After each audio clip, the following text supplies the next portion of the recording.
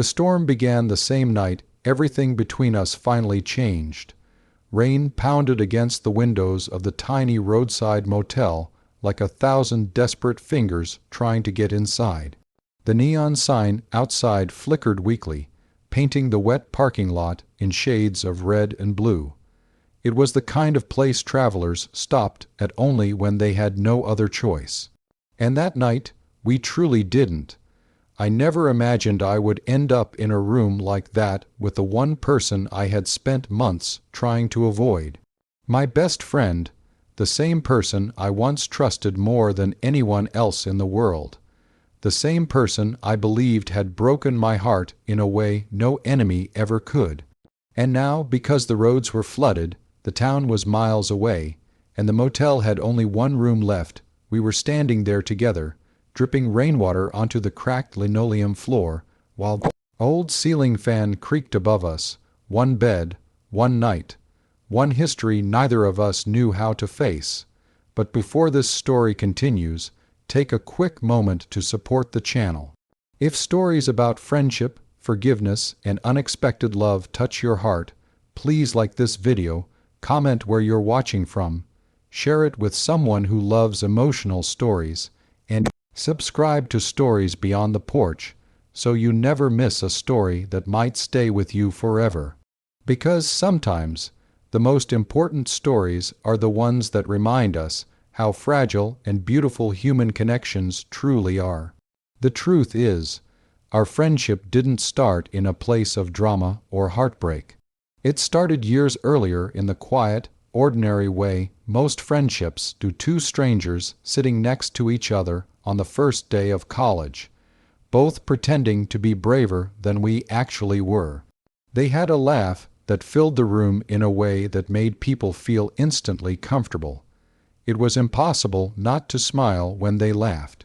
Even the professors softened when they heard it.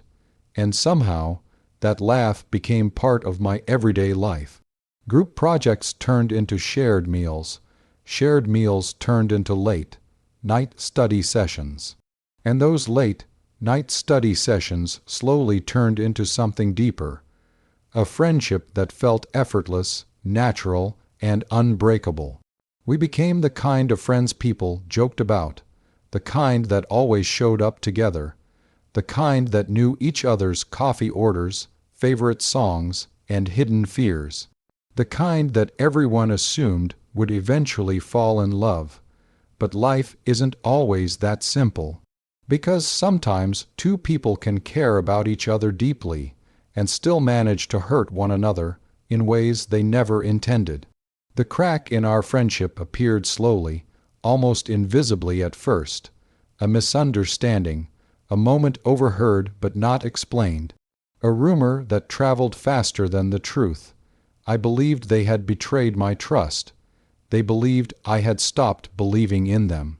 And pride, dangerous, stubborn pride, kept both of us silent. Weeks turned into months.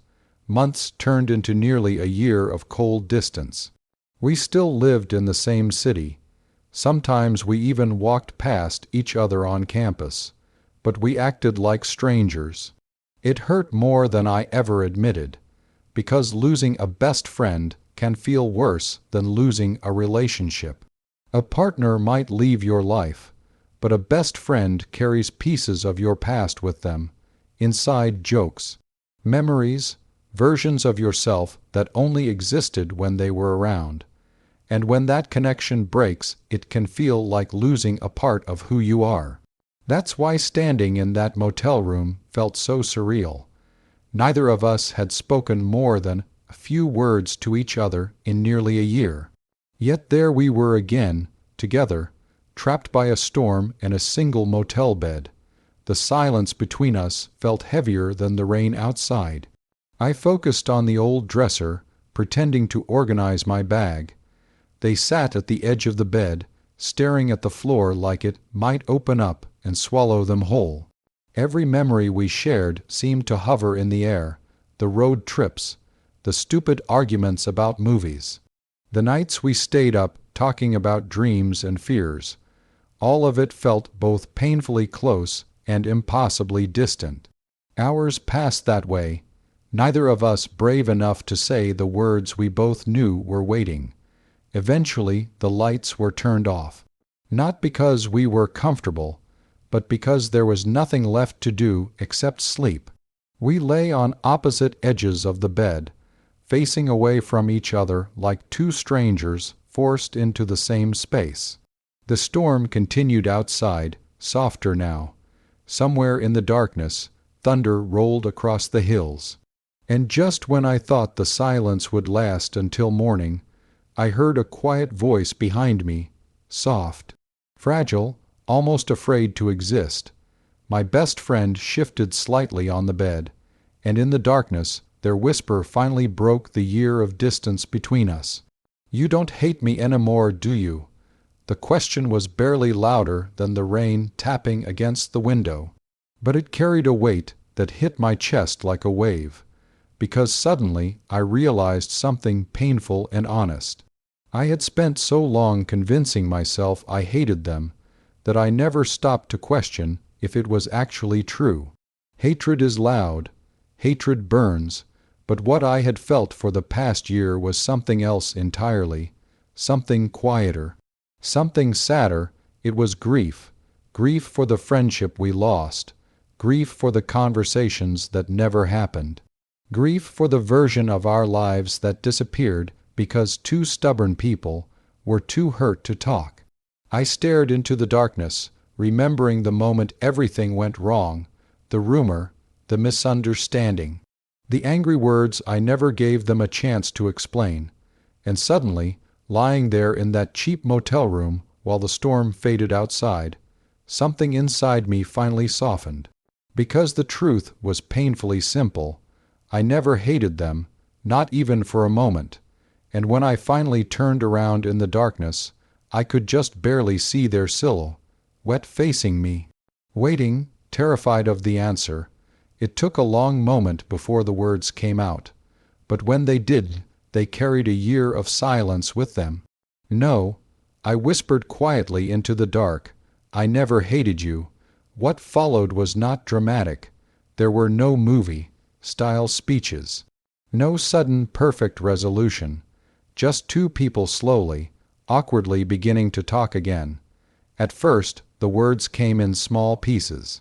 Careful explanations, hesitant confessions, the truth about the rumor that had started everything, the regret that both of us had been carrying alone. And little by little, the walls we built around ourselves began to fall apart. By the time morning arrived, something incredible had happened. The storm had ended, and so had the silence between us. When the sunlight finally slipped through the thin motel curtains, we looked at each other with tired eyes, but lighter hearts. Not because everything was magically fixed, but because we had finally chosen something more powerful than pride. We chose honesty, we chose forgiveness, we chose friendship again, and sometimes that choice can change everything. Before this story ends, I want to ask you something from the heart. If this story reminded you of someone you once lost touch with, or someone you still care about but haven't spoken to in a long time, take a moment today and reach out to them. Life is too short for silent misunderstandings. And if this story touched your heart even a little, please support the video by liking it, sharing it with someone who believes in second chances, and subscribing to Stories Beyond the Porch for more emotional stories like this. But before you go, here's a special request. In the comments, write one simple line: "Some friendships are worth fighting for." Because somewhere out there, someone reading those words might find the courage to fix a broken friendship of their own. And sometimes, all it takes is one night, one conversation, and one quiet whisper in the dark to remind us that the people we love were never truly lost.